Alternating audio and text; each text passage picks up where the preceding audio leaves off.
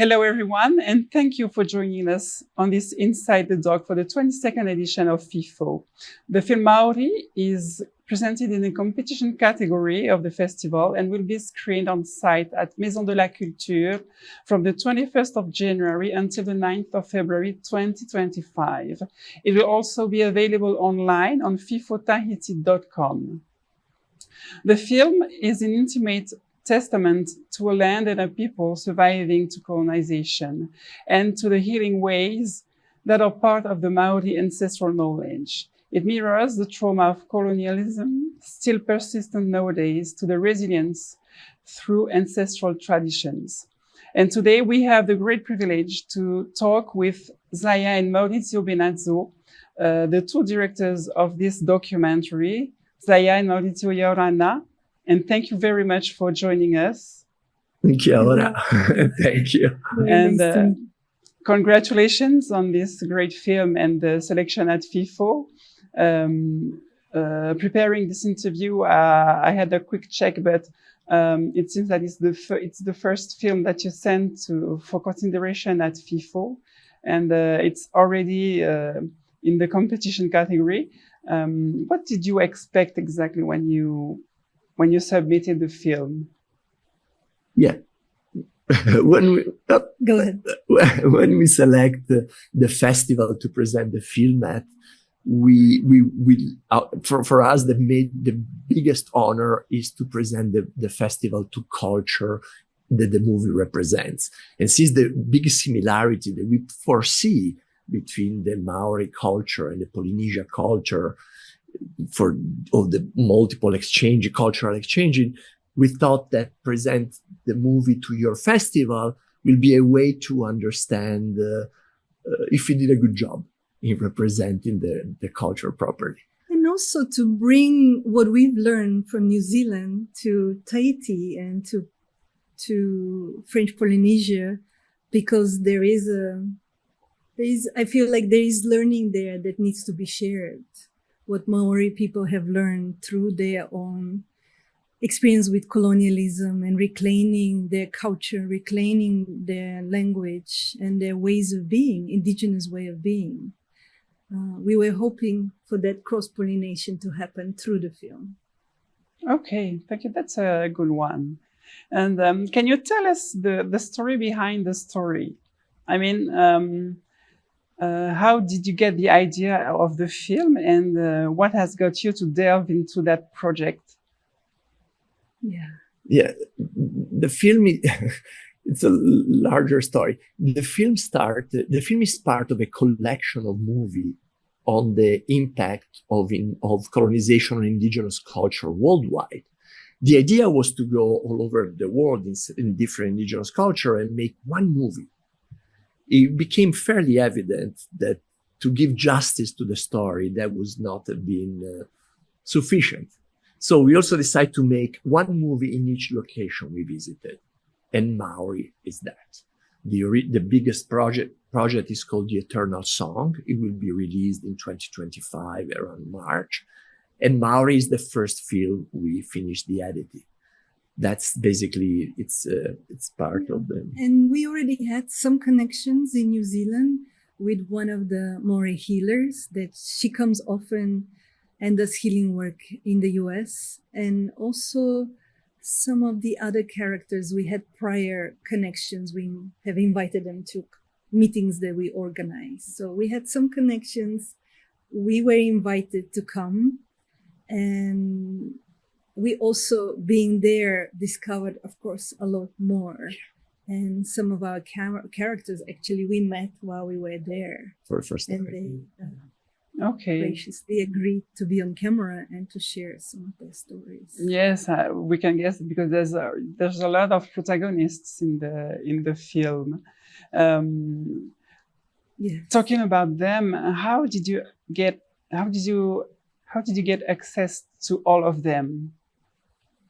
Yeah, that's something even the people, New Zealand people, ask us, but how it's possible to have all this? Yeah. Again, it felt like once we were there, the doors were opening. We arrived at on a very auspicious day when they were celebrating, well, the Waitangi Day. And so there was an alternative gathering where people were actually grieving the treaty, and there was an official gathering where people were celebrating. We were in the alternative gathering where we met most of the Maori leaders and healers and visionaries who carry the culture. So some of the contacts happened by being the first day at this event. I want to add that all in all, the work we are doing is connected to ancestral work. And we approach cultures in the most respectful possible way. And to ask permission takes time. And we have always had the honor in every culture we visited to be received, checked. Let's say people spoke with us, they spoke with their elder, they did all the necessary rituals to understand, and then they give us permission. Once the permission is given, the magic starts. We have been simply a conduit in which the movie has been made itself.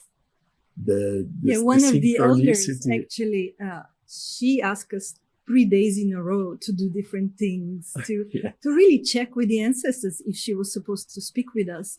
Until the very last moment, which was like 11 o'clock at night, she didn't have the answer whether we can interview her or not. So we just stayed with that, and we were like open. Okay, if we can do it, we will do it. If not, we understand and we respect that, the no as well. So I think that probably allowed our characters to feel safe, that they had the choice whether to participate or not, as well as we didn't ask them for prior release forms. We said, you have to see the film and you tell us if we were able to tell your story in a way that you feel it gives justice to your people, to your history. And they said yes. All the Maori elders, they actually gathered the elders and they showed them the movie, and they all said yes. And only with that permission, we were able to release the movie. Without the permission and the approval of our subject and of their elders, the movie would not be released. It's not our intention to exploit. And not to mention that even entering a forest, we had to ask for permission. And our elder Tohe Ashby, who was sharing one of the forests with us, there was a big kauri tree that we wanted to go and film. And he said, that's not my land. I have to talk to the elders on the other side that this land belonged to. So he couldn't connect with them, and therefore we couldn't film. So even every time we pressed the record button, we had to have a permission first.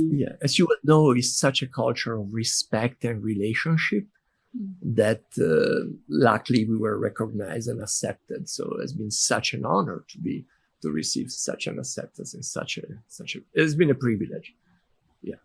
Okay. Reading the synopsis of the film, you stated that the film explores intergenerational trauma and the loss of indigenous identity, which also contrasts with traditional healing practices, providing a holistic approach to well-being with Western therapeutic trauma healing methods, completely disconnected from the Maori traditions. That's a really intimate and private subject, and but however, you still got all this choral of protagonists. So this question is prolonges a little bit the previous one, because as outsiders, how did you get to convince all of them to cooperate and to participate in the film? It is not our job to convince anybody to do anything. We asked and they gave us a permission. Said that one of the healers, she did healing work on us first. Okay. She was like, you go on the table first. I want to feel your body. I want to know how you react. I want to see what's inside you. Yeah. And she took us also to the ocean first, where she did a ceremony where she cleansed us. Again, before pressing record button, we had to do a ceremony for her to feel like the field is cleared enough for us to become the conduit for her to share her work. And the Atarangi, we did a prayer. We went and met the elders. The elders had to say yes or no. Again, our purpose was not to. Our purpose is we felt called to create this project, and we followed the call. But our intention is to listen, and we are here at service. It's a movie that is, otherwise, which kind of a project are we doing about colonization and indigenous culture, right? If we don't have the respect and if we don't build relationship, that will be completely, illogical, right? And we were lucky enough to receive these permissions. Yes. And if I'm understanding right, you have done similar work in different parts of the world. Have you somehow been rejected or not validated to do this work? No. We have been rejected only in places in which we didn't go, if it makes any sense. Yes. Like in Russia, Siberia with the they invited us, but we couldn't make it happen. So I cannot say. So the only thing that didn't happen are the things that didn't happen, and the thing that happened, everything has been guided in ways that is completely. And actually, what's interesting is that we were thinking between Marquise or New Zealand. And somehow things lined up for us with New Zealand, but we had a strong connection with the Marquise. And that was a story that we wanted to share. Maybe it's going to come later. If it's meant to. We also one of the pieces in Hawaii. Okay. That's another one. Yeah, there is a film only also in Hawaii. Yeah. It's not ready yet. Not ready yet. Yes, that's a lot of work. Next year, FIFA. Hopefully. Yeah. Yes. So how long was the film in the making? Well, we really filmed it in 10 days only. We spent maybe 2 weeks. 3 months researching, 10 days filming, and then editing, not full time, perhaps 7-8 months. On and off. Yeah, on and off. Okay, so yes, a whole year. Almost. Yes. Almost, yes. Okay, and can you explain the different evolutions the film went through during this process as it was developed? Yes. Well, it was interesting. We have a very talented editor, but we left him to edit first on his own with some guidance, and he was really lost. Because he was trying to tell a very linear story. And only when we went through 2 revisions and it was not working. So we had to scrap that and start afresh. And something in that last revision of editing, there was a flaw that emerged naturally in the film that really felt like we were guided. And you will see the film is not linear, it's not progressive. We go back and forth between stories and characters. So once we found that flow, it felt quite effortless, actually, to finish it. But at the beginning, we were struggling. Okay. And did you meet any particular difficulties? Well, the challenge was that we didn't have enough time with each character to really capture more who they are as a human being and have more contextual footage of them. So that was a big challenge. We had beautiful nature shots, but not enough of the contextual footage to show the characters with more depth. Yeah. Okay, and maybe the easiest thing or the most pleasant one? The most pleasant. Oh my God. The most pleasant is just being on the land. The people, the land, that's the most pleasant. Oh my God. So much beauty, Oof. so much. And deep knowledge that Maori people hold so many keys for healing that I feel modernity, that so-called Western world could remember and know of what really healing is. They know, they have the keys. Yeah. And a big challenge was we had a hurricane. I want to say that story. We tried to meet with Mark Coppola, which is an amazing artist who brought the tattoos back in the recent, let's say, 30, 40 years, right? A major artist. And we wanted to meet him, and it was impossible. And it was impossible because he was busy at the workshop. We couldn't meet him. I said, okay, we are now going to meet him, follow the universe, what the ancestor guide us for. We are in a place, in a village on the sea, and all of a sudden typhoon is arriving. So, whoa, the typhoon is arriving. We better move because we knew we were in a precarious situation. So we start driving towards a bigger town, and 2 hours after we passed the bridge collapsed after us. We would have been stuck there for a month. And instead, we arrived at Mark Coppola in his house, not for 1 hour interview, but he said, oh, everything has been canceled. You can stay with me for 3 days now. We were guests in his house. So we got an amazing access to one of the most revered elder of the Maori culture. We spent 3 days with him and his wife. It was like, we built friendship. And we got an amazing tattoo from him. And it was such an honor. Obviously, with the permission is not, is a tattoo that can be done on foreigners because he knows better and we know better. But it was beautiful. So this access, as I say, was given to us by the universe in ways, unexpected.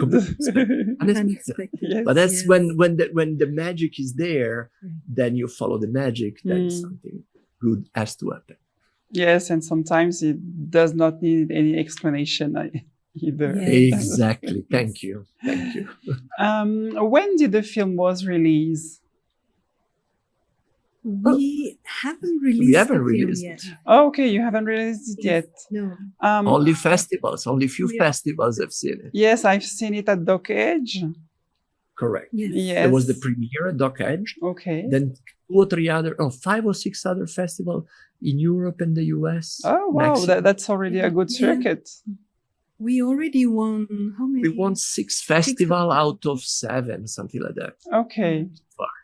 Okay, well, that's great. And what typical feedback do you get from the audience when they see the movie? With the festivals, we haven't got feedback, and we have not sat with a live audience, so we don't know yet. This will be our first time we sit with a live audience. Receiving. Again, we received from we did share the film with everyone with who our is subjects in the film, and they all loved it. They were very, very supportive, which is the most important thing by far. And now we never sat with an audience. It would be such an honor and a joy to be there with you and watch the movie together and hear. Yes. Because you feel the thrill, or maybe not. Exactly. Hopefully. It's scary. Hopefully. Yes, hopefully, but maybe not.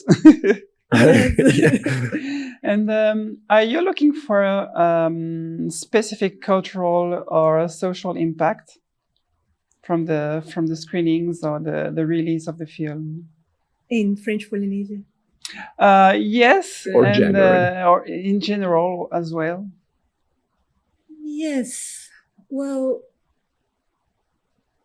I would say by sharing these stories, we feel, when we've heard from other indigenous traditions, that they feel more connected with other indigenous people that normally they would not meet, or they would not know about their culture. So we're looking to create this kind of cross-pollination through the films, that indigenous culture learn about the similarities and the differences in their ways of healing, their ways of reclaiming their identity, and the impact of colonialization, which is actually quite similar all over the world.